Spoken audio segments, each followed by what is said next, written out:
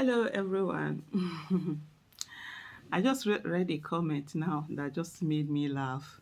I had gone off and I was trying to even see the comment to go back and retrieve the comment and actually screenshot it. But I couldn't find it because there are a lot of comments on one of my YouTube videos. And the guy said that, oh, that I was during Jonathan, I was on the street making demands for bring back our girls. But since during Buhari, I never did any protest, and now that I should go on the street, I should not stop the. And I just laughed. Human beings will be human beings. People see things based on their biases. So I'm sure he's one of those supporters of Good Luck Ebele Jonathan.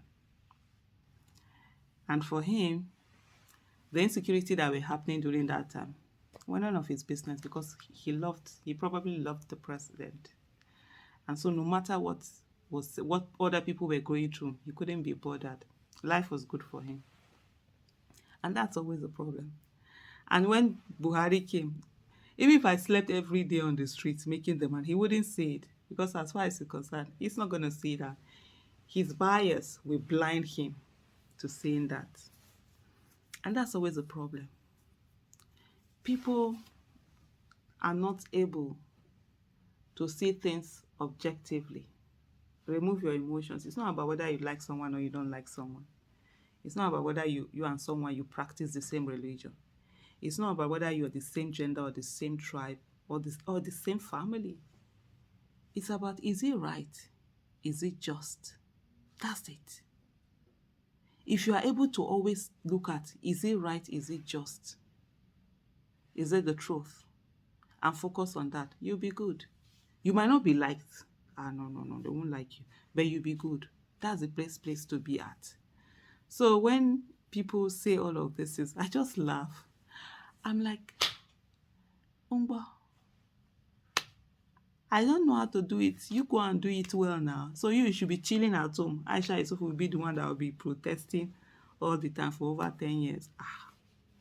It's a vision of labor. Now I'm talking. You go and do the protest.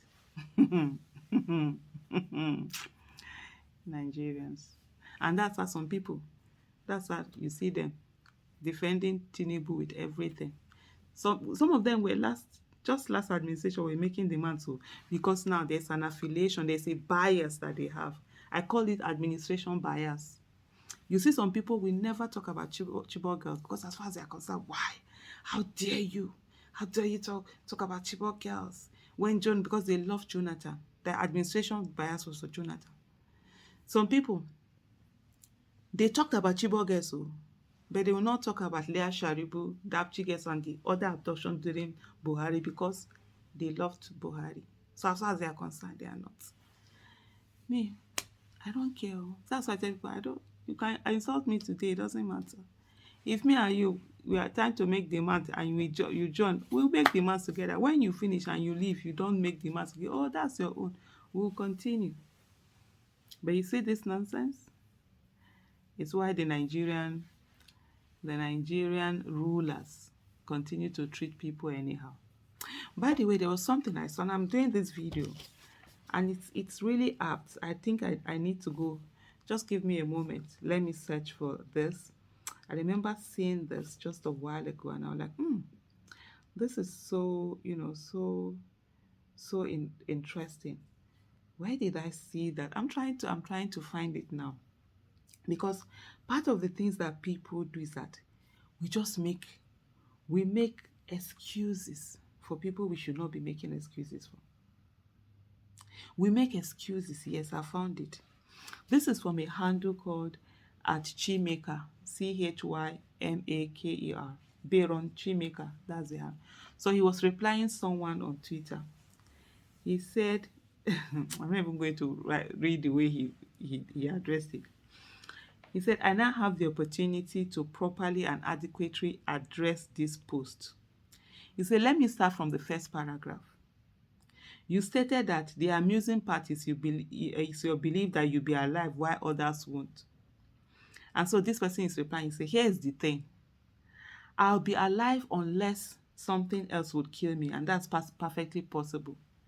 But I won't be kidnapped because I'm not in Nigeria, Abuja, or anywhere near Kaduna. If for any reason I'm kidnapped in the UK, which is highly unlikely, Met Police will stop at nothing to ensure that I'm released.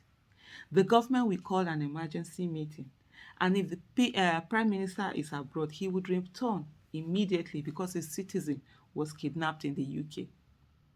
It is highly unlikely that it is highly likely that UK emergency Cobra meeting will hold because I was kidnapped. The Deputy Prime Minister won't travel while a citizen is held hostage. Above all, the public would crowdfund to pay my ransom. If for any reason another person is kidnapped in my borough, Royal Borough of Greenwich, a national emergency will be declared. The electoral consequences is that Conservative Party may likely not get a single vote from my borough and will not be voted into power. There is every tendency that the Prime Minister may resign. However, almost 14 people were kidnapped in Abuja with an APC government in power. The president, not my president, is not bothered. The vice president, not my vice president, traveled, and you are campaigning to be chairman under the same party, as well as leading a crowdfunding to pay for the ransom. Given this above, reflect who actually has a morality issue. Your president, not my president. VP, not my VP. Minister of FCT, APC, and you, who is to contest under the party? Do you have any iota of shame at all? And even in that tweet, there's someone that came to say to him, oh, how dare you? You are living abroad. Those of you that live abroad, you would think that you'll be making demands here. He failed to see what he was being told. That life should matter. That in Nigeria, our lives don't matter.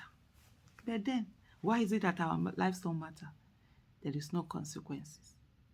The people who are supposed to be in leadership position, they do anything and get away with it. And there will always be citizens who are holding fellow citizens accountable without holding the people who are in office accountable. So this person who wants me to be on the streets making demands is not telling Tinubu to do the right thing. No, he wants me to be on the street. Now, I'm not going to be on the streets. You know, that was why I was on the campaign trail during election. From 2018, I realized that if my job is just to sit down and anyhow kind of people get into office and then I'll be making demand, then I'll be as incompetent as Buhari now, even more incompetent. Because that's why I want to be part of the decision. I want to be part of that will ensure that good people get into office so that you don't even need to make demands on them to do the basic minimum. It is sophisticated. I want to have sophisticated problem. I'm tired of making demands that they should not keep people. No, I want to make demands like, oh, flowers, bees should have flowers that they can pollinate. I bet the people that are making those kind of demands, do they have two heads? The people that are going on streets and demanding that trees should not be cut, are they better than I? I want to be on the streets for those kind of things, for climate change issue. Not to be saying that, oh, save somebody's life. Not be saying that, oh, don't kill us. Not to be saying that lives matter. Are we not tired of demanding for the most basic things in Nigeria? When are we going to join our friends, our mates, and demand for sophisticated things? When?